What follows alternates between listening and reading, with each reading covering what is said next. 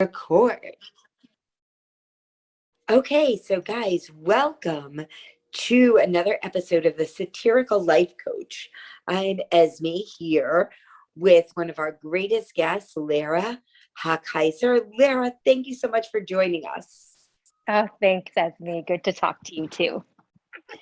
So you can ask me a question on anything you want, and but be careful what you ask for, obviously, because you never know what kind of an answer you'll get. Like I always say to people, like, don't ask questions if you're not gonna like the answer. If you know what the like if you did like one time I was like asking a friend, I'm like, you think it's okay to date coworkers? And she's like, well, it could lead to, this, that, and the other. I was like, why did I even bother to ask? Like, because That's if hilarious. you're hinting people in one direction, because people usually follow your lead.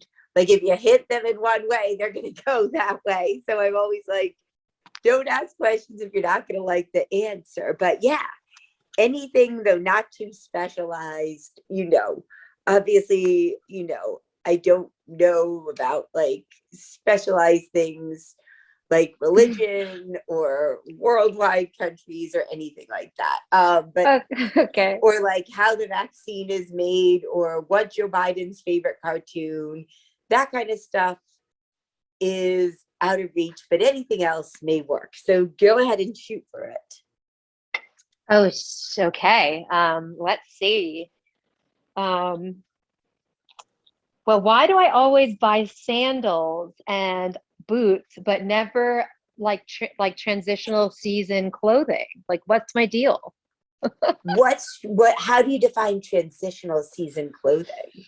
Like, I only buy like boots, and I don't buy like slip-on sneakers or Right, like like. something that could be for the fall or the spring. You either buy your boots or your Yeah, I sandals. have like six sandals or five sandals, and then I have boots. And I've been like this for so many years. Am I broken? I think there is a reason underlying it. First of all, what size are you? Because I'm happy to buy some of the sandals or the boots from you because I only own sneakers or ballet flats. It's That's all very I own. funny. I'm a So nine. I'm I would happy say to I buy wear some of my it things off of you. hard. So they wouldn't be worth any money at this point. Like I wear them for real. Like, we're New Yorkers. I'm like, I'm walking in the street. So Yeah, we New Yorkers rough our shoes up. We walk everywhere, so we rough them up. it's so Um, true. One year I went through so many pairs and I was still like, dude, why are you only buying boots over and over again and then straight to flip like to sandals every time? I think I need a life well, coach for this.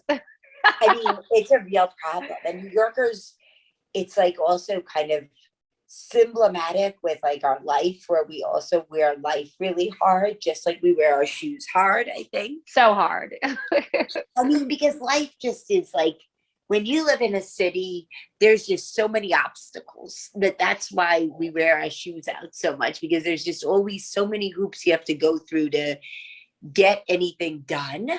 Um, but I think it has to do with in your head, there are things you associate with summer and winter that you like. And that's why Mm. you buy summer and winter shoes. Whereas maybe, is there anything you associate with the summer or the winter that's like special to you? Well, I kind of hate winter, having grown up in New England. But I remember, actually like remember going to school, and I like often say I was raised by wolves. Like no one was really checking to make sure I knew how to be a person when I was What younger. do So you mean? like I would go to the bus with wet hair for school and with flip-flops on because like I was When just it was like the that middle of winter and it was 10 degrees. literally winter. So I think that's why I always have nice boots. But what the heck is the deal with this sand? So why And I weren't your actually parents will checking? never buy flip-flops either. You'll never find me with a pair of $1 Old Navy flip-flops like ever. I just don't, Good. they're not in circulation.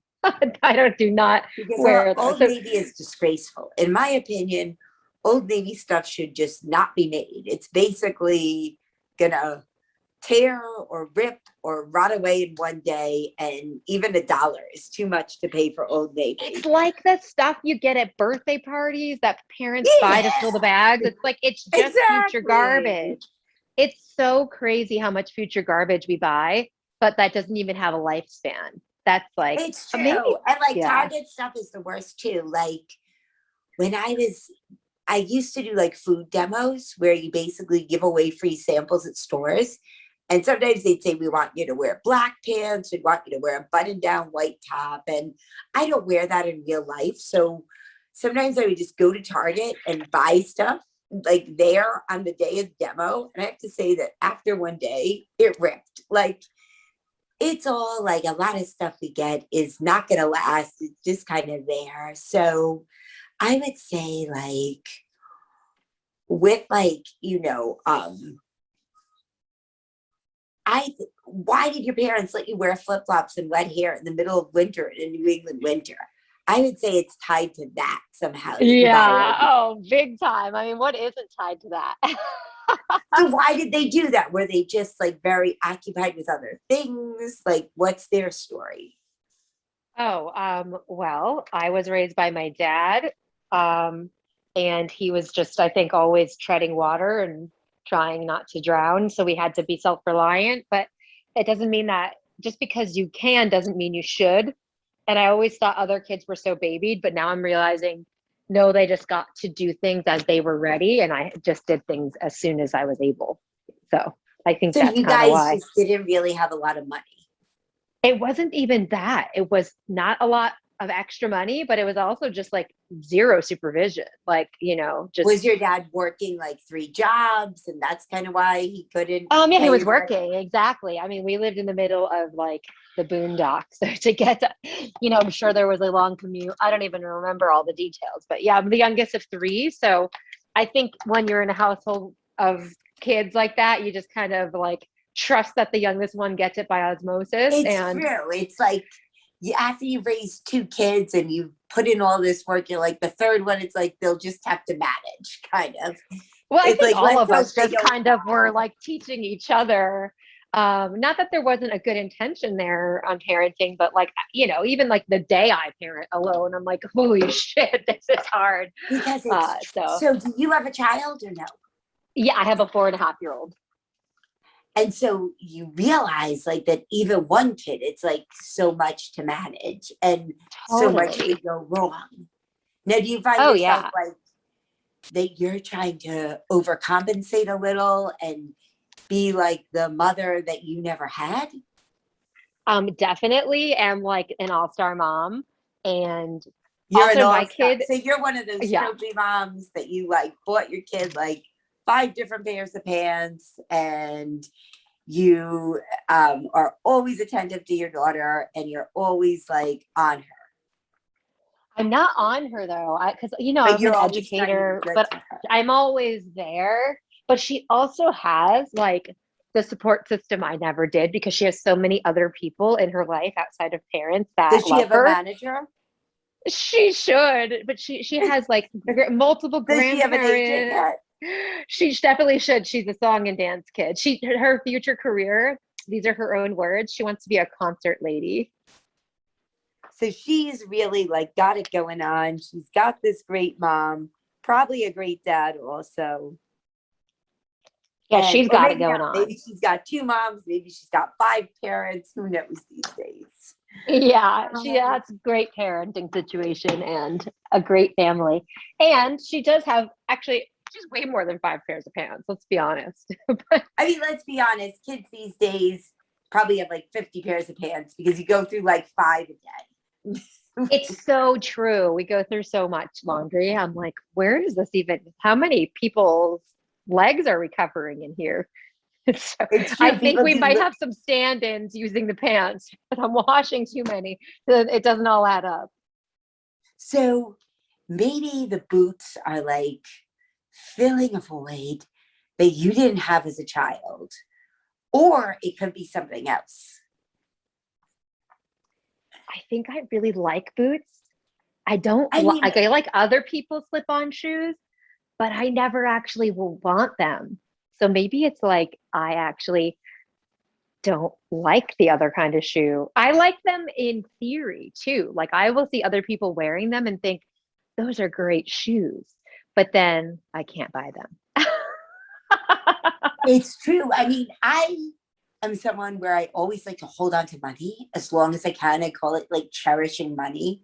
And I'm always like loath to spend any money on myself. People are like, but your shoes like have a hole in them and they're Oh yeah, no, practically I'm like not like that. I'll splitting in buy half. it. And they're like, and you have the money, so go buy the shoe. And I'm always like, also like the kind of person where like I go away and I'm like, let's find the cheapest hotel ever. I wait till the Oh, last minute because I keep thinking I'll find something cheaper. Of course, there isn't because today we live in, the hotels have to really recuperate from COVID. So I don't right. Yeah, think there's no cheap hotels. Oh my no gosh. cheap hotels, like 100 a night is pretty good. But I remember this one time where Memorial Day, I went to Cape Cod and then I paid $35 a night. And so I keep remembering that. I'm like, I gotta find something like this. But truth was, I You'll think the never find 35 that. was my share, and I shared it with two friends, the room. So I think it was really 105. But I keep thinking like 35 a night, Cape Cod You will Memorial Day never week. want to sleep in that. Believe me, I got a $99 a night room and I wouldn't even sleep in the bed because it was so filthy. And my sister and I went No, to Cape Cod this Memorial Day weekend. It rained the whole time. It was 40 degrees, terrible. I But our remember room was 250 for a garbage room. It was like at an old it hotel with was. yucky old carpeting. Yeah, and that was just because like that's what because you're right, people are like totally trying to recuperate from the COVID. I mean, I Um, imagine a lot of hotels probably went under. And if they got any business last year, it was like a good thing. Like, so they have to kind of compensate. But I mean, I'm always loath to spend any money on myself. oh, interesting. I have to take you to the other side because I have now discovered like what it's worth to get a good hotel, and it's so worth it, especially if you don't give yourself a lot of time off. It's worth paying way more for a nice place that you cannot wait to go back to. I have to say, this is one of the things I used to be like, don't spend, only spend on a trip, and on the trip, it's the flight and the big events, and you don't spend. No, now I'm like, okay, good hotel, worth it. because it's true. Like, I went to Newport, Rhode Island area, and I stayed in this place that was like 45 minutes from Newport because it was cheaper and it was okay. Like, it wasn't that bad. It's just the area around it was kind of like blah. And then the second place in Boston that I stayed in, it was probably outside of Boston. And when I got there, and that this was 100 a night, and I went into the room. The room was like fine, but then like I was woken up in the morning. I heard a knock, and they're like, "Open up! It's police!" And I was like, "What did I do? Like I didn't do anything." And I opened the door. They're like, "Oh no, you're good. It was for the guy across the hall." And I was like, I just jumped in the shower. I got my clothes on quickly. I packed everything and I left because I'm like, what did this guy do? Like, is he a Oh murderer? Like, man. at 6 in the morning, the police are coming for him. Like, so I think the lesson is spend a little more to stay in a nice place. Don't be so cheap. But Yeah. for And you, everybody like, needs to get nicer hotels for sure. yeah, like I think if you're going on vacation, if you want to get cheap rent or cheaper rent, that's one thing. But for vacation, but I think for you, back to you, like maybe you want to compensate. Maybe the boots represent maybe being nice to yourself. I don't know what they may represent.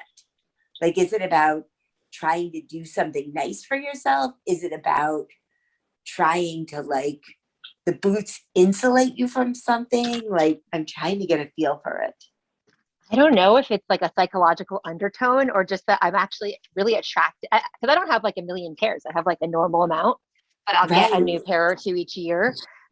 Just and I like them. So I don't know if there's as much a psycho. I mean, the way I parent my daughter, certainly there's a psychological component, but the way I buy shoes, it might just be what I actually like, for my own style. Because I've always worn bell bottoms, and you can't really wear flats and bell bottoms. They just look not good. You can't wear bell bottoms. Yeah, so I wear Like, bell bottoms with sandals because you can get like a like or kitten heel boots. Like so probably because most of my pants are bell bottoms. I think what do that's you the think winner. bell bottoms are great, but what do you think it is that you need to buy that you haven't bought? Oh, that's a good question. Well, I actually hate my desk and dresser and was given both of them, but I just got my daughter all new stuff for her room. But I do have a mental block about getting those things. And that's the funny thing about, I think, being an adult is it's so easy to get the stuff your kids need. But like I do think it's harder for us to take action when it's for ourselves because our whole impetus to act, I think, is I know this is true for moms big time. It's like revolving around the care of our children. And it's difficult to even imagine using resources on things that seem superfluous, like a dresser, even though Well, like I a know dresser the could last dresser is 40 years. superfluous, though. Well, a new It's, dresser. I mean, the one I have is like definitely needing to be replaced. And yet it's much harder for me to get it. So there is something about we putting your always kids in do front of kind of you. put, I mean, I don't have a child that I know of. But That you know, I I would always love say that. that because people are like, do you have any kids? I'm like, none that I know of. And that's when women have an advantage over men. Because Yeah, men could easily, a guy could have 10 kids that he doesn't even know about. But I know. Well, still, you would hope not, but I mean, that's pretty bad if a guy has 10 kids that he should be helping and he's not. But um, I like will help other people out. Like if I had a flat tire or whatever, and they said you need to work on my tire, I'd be like, can it last a little longer? It's probably not that bad. But yet someone else, if they had problems, I'd pay for their Uber. Or like, I don't want to spend money on myself. Like, but yet I buy, like, I drive far and I pick up food for other people. But yet for myself, I'm like, I'll just find the cheap stuff. I'll never go out to eat for myself. But yet I'll pick up food from nice places for other people. yeah, very interesting. So I think we all have like a tendency to put others first Well, and I would not. say people socialized as females do that. Yes, I don't it's true think that's because true because people I know, even trans people I know who are now trans female but were socialized as male, are not like that at all. They're like, oh, I'm gonna do what I want. And that not you think that's anybody true, right? socialized as That a male in childhood, there's a much greater like connection there I see to them being. I always think it's audacious, but they're just like living their life. I'm like, how are you? because it's true. Like guys, sometimes I wish I had the confidence of like a guy. Like guys just have the audacity to ask for anything they want. And like this guy I went out with, he would be like, pick up this food and bring it to me. And it was like way out of the way from where I was going. I had to drive somewhere first and then to him. And it wasn't really directly on the path from me to him. But I would, of course, do it because as a female, I am like socialized to please. And he had no problem being like, pick up the Roccos, get it for me. And yet, other people, it's true that guys have like so much confidence. Like I This wish was I like a had the thing I confidence. had with my ex. I would be so pissed because I'd be like, how can you even ask for that? Your expectations are selfish. I But think it wasn't a fair perspective, I think, because, that's how, I think in general, certain children are treated in different ways. And every family's different, but families that have even moderate means and moderate ability to pay attention to their kids, boys get a lot of attention. And yeah, I think things are changing in the way people parent and the way people see gender. But like for the people I grew up with, that's kind of how it went. And I'm trying not to be mad at people that ask for what they want. I'm actually trying to learn how to do the same. So I've been taught in my romantic relationships, in one romantic relationship, I was taught that I never ever utter the phrase I want. So over the last 10 years, I've been using that phrase when I want or need something. But then I've also found in relationships that when I actually share what I want, there's like a sense of vulnerability there because I'm so unused to sharing it that if someone because can't it's meet that, true. I like cannot function and get crippled. So I think when also you're used to asking for what you want, you're more comfortable getting a no. But when you're so careful about what you say Then or when you demand or get a ask no, you're for, like, well, it's you so get a no and you're like, hard. well, I'm never doing this again. I got one no, so let's just not do this. Like, Yeah, let's just it's true disappear into the because ethers. we always like are putting ourselves out there. If we say like, gee, I'd like it if you maybe paid more attention to me or you called more often or something like that, it's really like showing your vulnerable side. And I don't know, like with guys, like one guy, he like made me like go bring dog food to somewhere that was also totally out of the way. I don't even know why he wanted me to deliver the dog food. And it was to his other girlfriend's father's house. Oh, wait, did you know And about the other girlfriend or was it above the yes, table? It was yes. above the table. Okay, as long as it's And so Polly or I above the brought it table, I'm fine there. with that. But if it was a two-time situation, And yeah. then I bring it there. And then the father was like, gee, I really want to meet him. I was like, you know what, buddy? That's never happening. and, but it's true. Like we allow ourselves to do whatever people ask us to because we're trained to kind of please people. And I think we think like, oh, if we don't like please them, but I'm starting to kind of learn that like it's okay to kind of say what you want if you can ask for it like graciously, I think. Yeah, I agree. I'm learning to do that and like to not deprive myself or get myself like the worst version of the thing that's available, get but you know what's interesting? So this year I was like, I'm not gonna deprive myself. I, lost a little bit of weight and I needed to buy new clothes. Like and so I was like, I'm gonna shop at Free People, which is like, way more expensive than the other brands we were talking Yeah, about earlier. But it's after no like old three news. washes, they still pill. So, the jeans I got from there are great, but I got about 10 little t-shirts, tank tops, and bralettes, and they're all basically ready for the garbage, which is so disappointing because they were all expensive and, I'm like, okay, so where do you get stuff for yourself to make yourself feel good that will actually last? But I don't think that that stuff is made anymore. If it What's is that? like nice I have, things that last. I mean, I have to tell you that I also decided to buy myself some new stuff. Like a lot of my stuff was worn out. And I went on Poshmark and Poshmark, you can get some designer stuff for lower prices, though sometimes it has been worn, though sometimes it's basically new. But I have to say, some of the stuff was better than others. Like some of it was good and it's lasted, and some of it like tore. And, you That's like know, all the clothes now are like that. Like we make everything to be neat so that it's needed to be replaced. Everything's throwaway. you think everything's throwaway.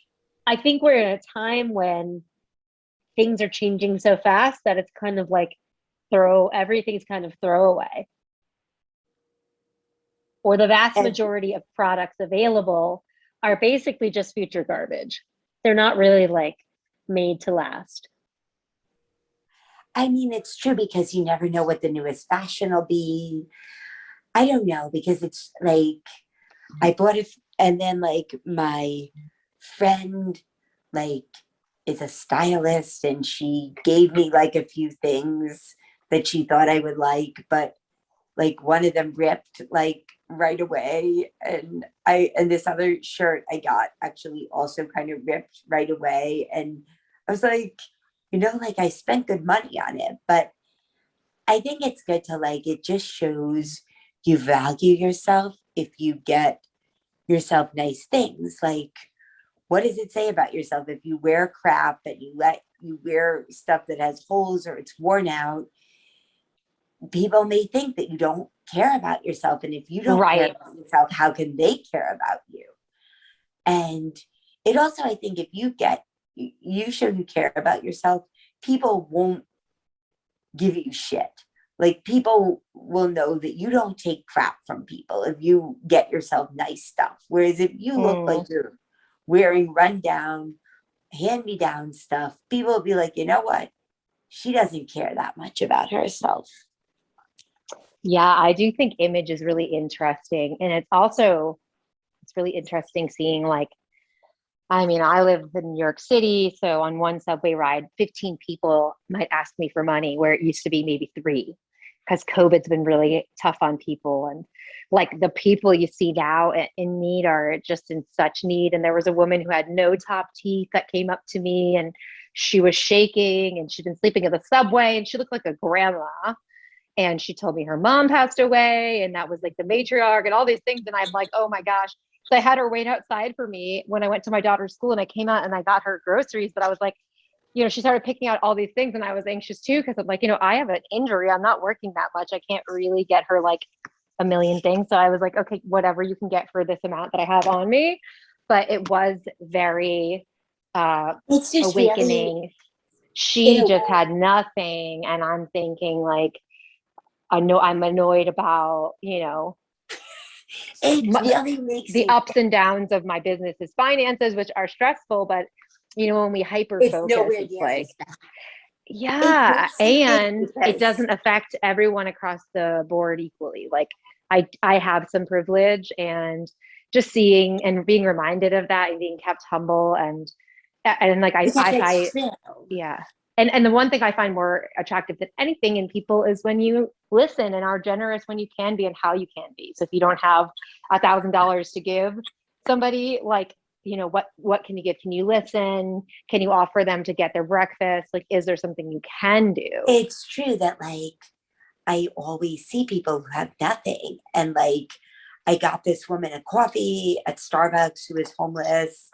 And like I've given a lot to the food pantry where I live, where every week, I guess I figured an easy thing to do is just pick up a few extra items at Trader Joe's and then bring it to the food pantry, which is right near there.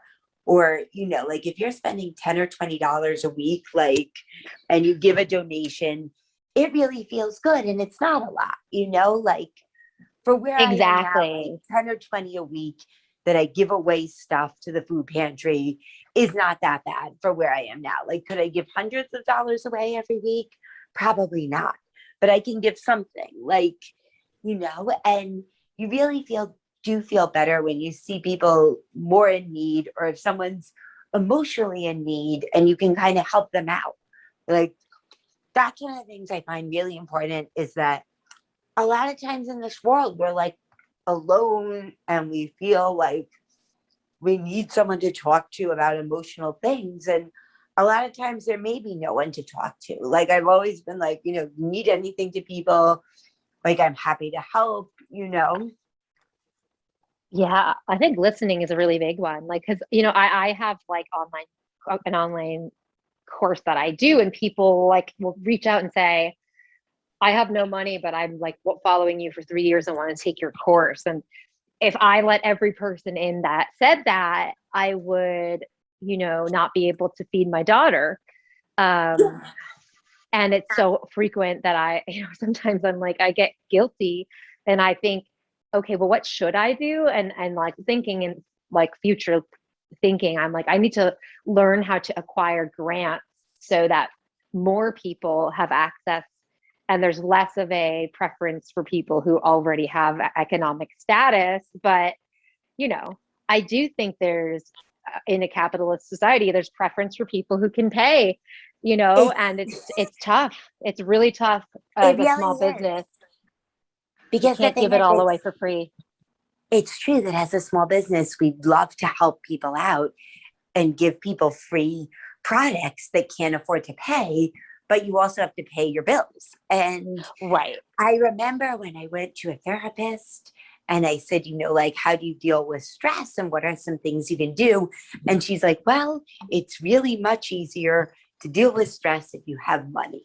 And in a way, she's Right, right, exactly. because a Because you can pay a lot of, babysitter, or you can buy, yeah, a exactly. lot of stress relieving activities like a yoga class, a meditation class, a A new outfit. vacation, lots of different things you can do for yourself, a massage, all cost money. So if you have more money to spend on them, then it's obviously going to be easier for you to, like, you know, relieve yourself of stress and feel better than if you don't have any money at all. Then, but in a way, it's true that there are like grants you can do so that you don't have to suffer financially as a business owner when you give people free products. Because if you have a grant that pays your salary, then you can deliver free programs to people in need.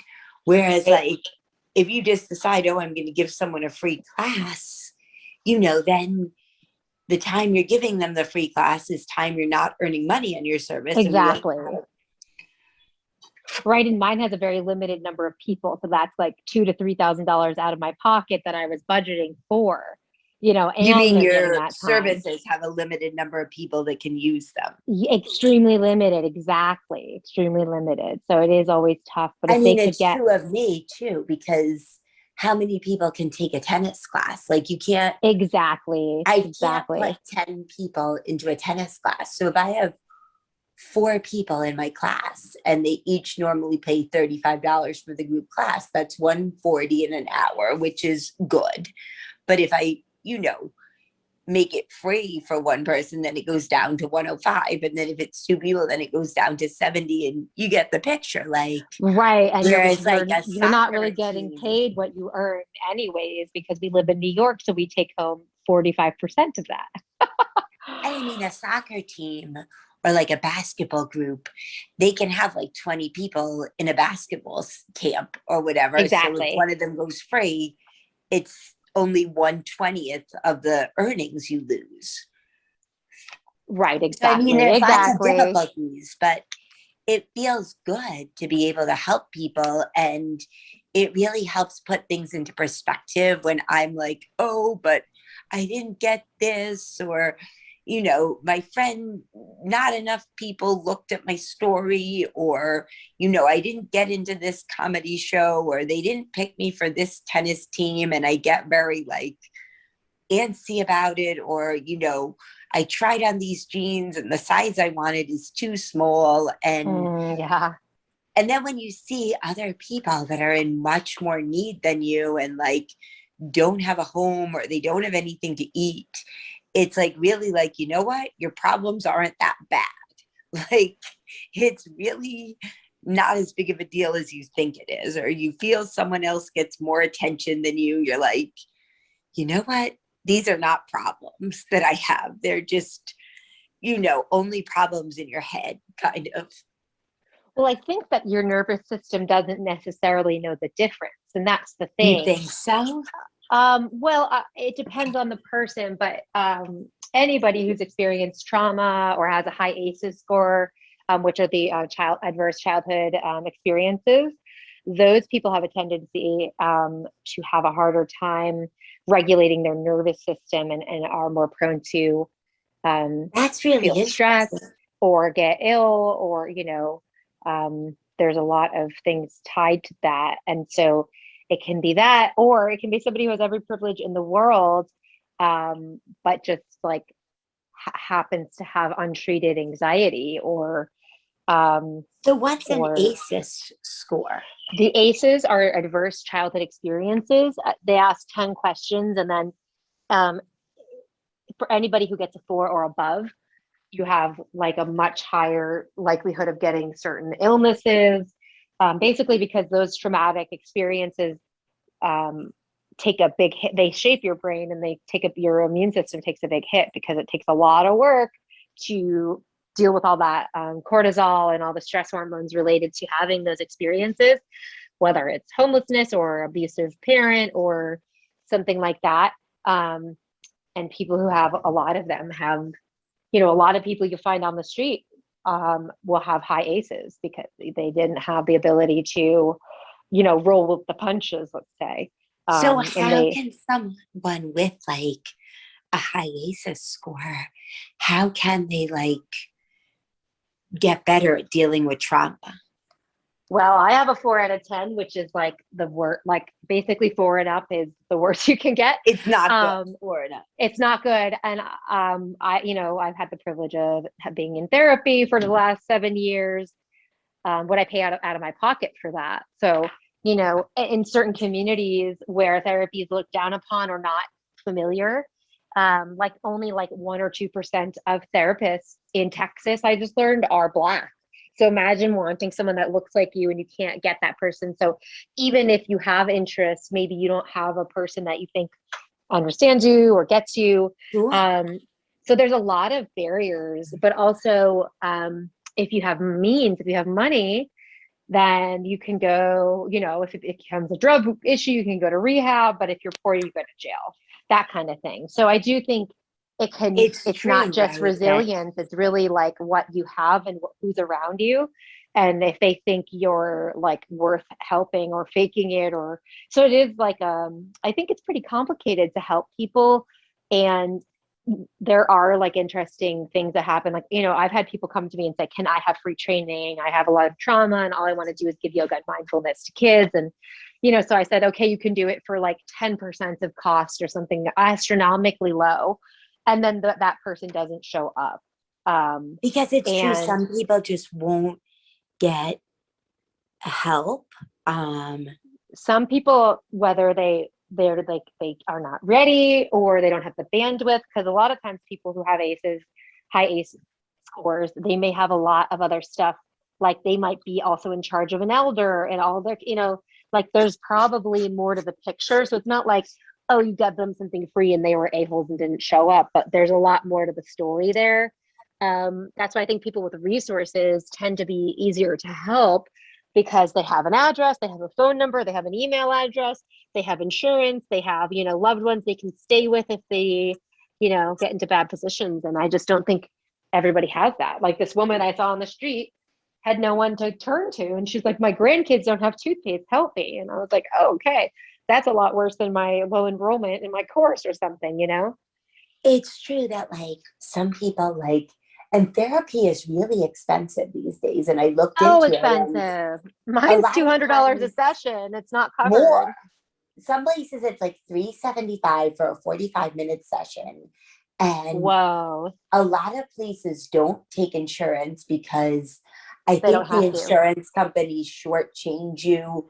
Plus, it takes forever to get paid from the insurance companies. So a lot Exactly. of That's what my places just therapist don't take says. it. She won't even take it, but if you So like fall on hard times, she'll accept less. that's what I think a lot of places do, where they'll just do a sliding scale. But still, like when I called this one place, the lowest they went for a fully licensed therapist was 150. No, 135 an hour. And for some people, even 135 an hour, that's a lot. Right. And Imagine if you make $12 an hour and you're being asked to pay. but yeah, Because to I do still more think there's than some 10 hours of businesses work that to pay. pay 13 hours. Uh, I think small businesses still have to only pay 13.50 in New York. So like imagine you make Yeah, so say 13.50 and you have to pay you have to do 10 150 once hours a of work week. to pay for the therapy. Exactly. And that's 1/4 of your work week before taxes. Like it's like too much. Yeah, truly. Yeah, so I think like a lot of people like, you know, I think a lot of people like that's why they don't get help. And there are like free or low cost counseling programs that exist, but I think those you have to go through a lot of paperwork. And for Well, some you people, can't that's even like intimidating. navigate those systems. Oh, so I actually got, I have New York State health insurance because I have a small business. So I have Medicaid. And I have this injury that took me 3 months to get anyone to look at. And now it's going to be 3 months before I get the surgery because I'm using public health care. So it's like, It's you true. know, if you could just, if you had made a lot more money and had more fancy insurance, you could get bumped to the front of the line. And so this is really the first time I'm experiencing that, having like public health insurance. And it's been so frustrating for me because I put my insurance in and did a search in ZocDoc and like nobody came up. It's true. Nobody takes the healthcare. Like I had to, and I also have the same kind of situation as you. And I had to get like a physical done for one of the camps that was using my services. And it was just like nobody took the insurance. So I just paid out of pocket just so I could get the physical done. But then they wanted like another appointment to order these tests so I could prove I had immunity. And I was going to have to like pay $125 just to get them to write the prescription. I was like, huh? Like, it's just you writing a prescription. You could write it now and like email it to me or just send it to the pharmacy. And it's just like But it's because for those people that are doctors paid under, 300 grand to get their medical license and they have all of that debt. Like, it's like, there's like a it's true whole they want to system make in money place. every corner and it's like true that like, it's true if you're in all that medical debt, you want to do everything you can to get money, like, because you got to still pay off that debt. And Right, their medical debt, it costs more than their homes in a lot of circumstances. So they're paying more than a mortgage yeah, every month to, I mean, it's why people, it's a very uneven playing field, but being a but doctor is it's true almost that like if worse than you, being a software engineer because you need so much more training, but you just don't get, yeah, a it's a, software engineer, you might be able to do it without any training if you're really smart. You just can go right, into the job and you hack their computer system and they're like, oh, you're a genius. Okay, we're going to pay you 150 a year to do this right. job. And so, it's very tough because a lot of people don't, it's frustrating to have to fill out all that paperwork and a lot of people don't have the patience. So they Or just they don't can't get the help they read, need. I mean, or true, they it's don't like, speak the right language that the paperwork is in. so when you think about it, it's much tougher than you think to get the help you need. And I feel like I've never taken the test, but I probably do have a high ACEs score. Yeah, you should take it after the call. It'd Is be it on? interesting to see. Yes, And it's so I free think online. because I've experienced like a lot of difficulties, I think maybe it's true that my brain might not always know the difference between, something that's really urgent and something that's not as urgent. Like your debit card won't work to pay for the parking is not as urgent as like someone's, choking you to death. But Right. it's an interesting thing that we all could use help with, I think. Yeah, I think the world's kind of strange, and the last year and a half has really brought that out for us. Like, it has exposed vulnerabilities and inequities that were there. And it's been a tough year, like for just soul searching and being like, am I, first of all, no, if the question is, am I doing enough? The answer is always going to be no. But then figuring out, well, what is the right thing for me to do? And that's still where I'm like, I don't You know. mean because of COVID? Not even because of COVID, just because of, COVID, I think brought out a lot of the inequities because of people who are poor got poorer and the rich got richer. And so like you're seeing, like I'm seeing more people that are homeless, people that are, like Food just insecure.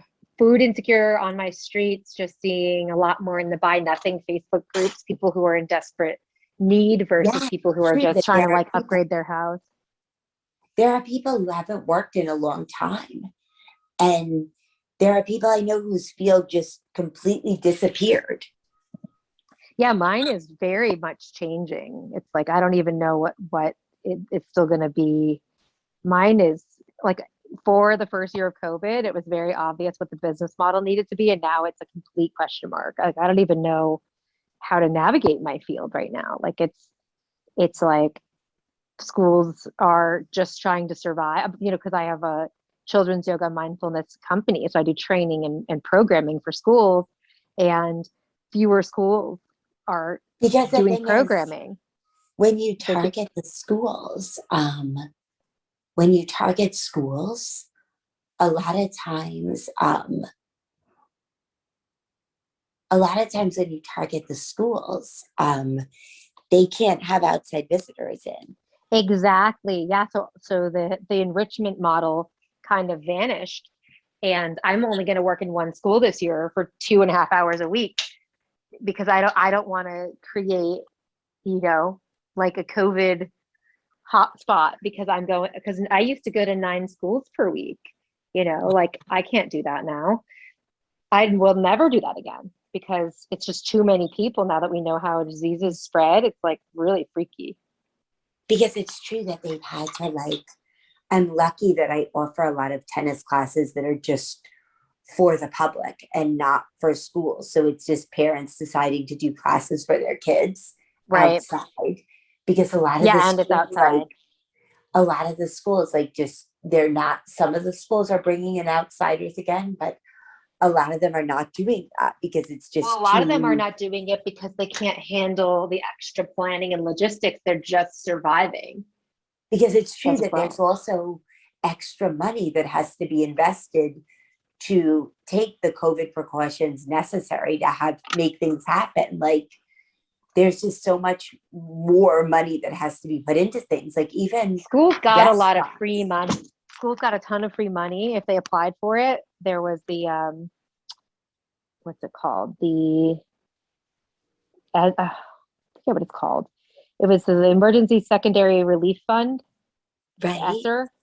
So schools got tons of free money. So it's not that they couldn't pay for programming; it's that they don't have the bandwidth to plan it, I think. I mean, I would think like we're in a national worldwide health crisis, and I would think it affects everyone's thinking where they can't always think straight. And it's true, they don't have the bandwidth to say, okay, let's sit down and figure out how to do this application properly. It's like they all need someone to just do it for them, I would think.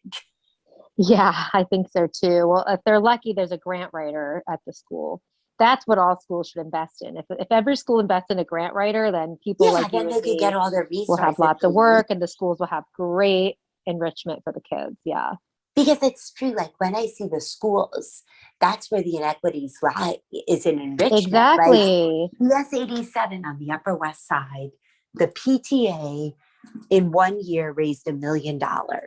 So Oh that my means the kids God. there were able to get so many different things that are great. Uniforms, trips. Yeah. Yeah, trips, a computer class, more days a week of gym class, teacher aides in the classes. Whereas, like, this Wow. public school in Crown Heights, in comparison, I think Right. may have That's my raised neighborhood. I'm in Crown 10,000. Heights. Right. I think they maybe raised at most 10,000. So they really can't do as much because the New York City, like the school budget, that's the basic budget, really doesn't cover much. So they have to, like, richer schools can really make up the difference. When you go to PS 87, it's almost like going to private school. Right. And you can easily, like, you know, get so many different things. But it's true that if schools really had a grant writer and as full time, they could really get themselves like lots of different new programs. Well, exactly, exactly. So I know a lot of Title One school grant writers, and their whole job is to get money for the school.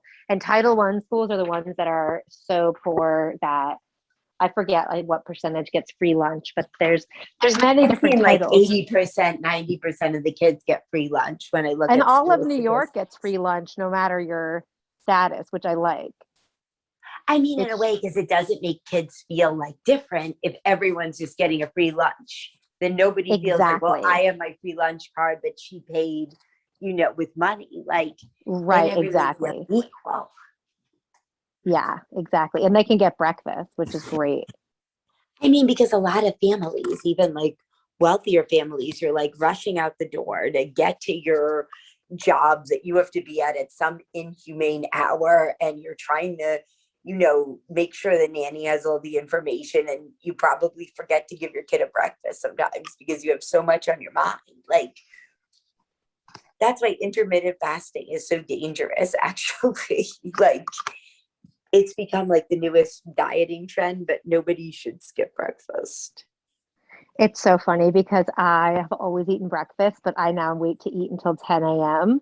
Um, and I actually feel like I function better, but I still have coffee like right when I get up. But Me I do too. wait Like a I little can't go if while. I go without coffee for more than 10 minutes, I'm gonna bite off someone's head. Like that I need. But like I usually just eat yogurt and fruit, but I hear some other people they eat much more sizable breakfast than that. And sometimes I wonder, but so we're gonna have to wrap this up in like 10 minutes or so. But this has been a great discussion. But do you have anything to add? And if people want to hear more about you, how can they find you? Oh, sure. So what I would add is, um, I just think one of the things that's important is not to minimize what you're going through. So all of us have gone through a collective like challenges in our lives, especially over the COVID time. So even if you're someone who's not like at the verge of homelessness or, whatever, not what we said is not to minimize anyone's experience, and that, what you're going through is still meaningful. But if you turn inside and you evaluate, like, this is a real emergency. What I'm feeling matches that versus it's not. Like, go ahead and check out therapy. I would tell people I'm Lara Hocheiser. My company is called Flow and Grow Kids Yoga. I have a fall online kids yoga and mindfulness training. It's a certification. It's 95 hours, Tuesdays and Thursdays this fall, starting September 14th. And you can finance it on the website. It's a great program that I do with, it has a very small group and with a cohort model, and I'm there the whole way. So people who are really looking to go into communities and make a large impact. I've kind of given up having to save every community single-handedly and realized that was kind of a superiority complex problem I had, trying to go and Sure. meet every child, but actually having people go to their own community and start their own programs is so awesome and meaningful. So shout out to all my graduates who are doing that in their communities, in schools and in their community centers. And it's a great retirement career too. A lot of people kind of do it as they're coming out of their full-time work as a way to give back. And so flowandgrowkidsyoga.com is my website, and you can email me through there. We've got all the socials, all the social media handles. And yeah, and if people are, and also, yeah, I just had a book come out called Mindfulness for Beginners in 10 Minutes a Day, which you can get Nice. anywhere books are sold. And that's basically for the grown-up or young adult that's like, okay, I can't sit here for 20 minutes in silence because my nervous system is just too worked up. What do I do? So it's just some like beginner tips in there. And Nice. this October, I'll have one other book coming out. It's the Yeehaw. same book for kids through the same publisher. So I don't know what the official title is called yet, but I think it's called Mindfulness for Children 5 to 7, something like that, something Awesome. very simple. So I will send you a link when it comes out. Beautiful. Well, thank you so much for joining us. This has been a great discussion, and let's talk soon. I would love that. Thank you so much. Have a great week. You Guys, too. this has been another episode of the Satirical Life Coach. Tune in later for more.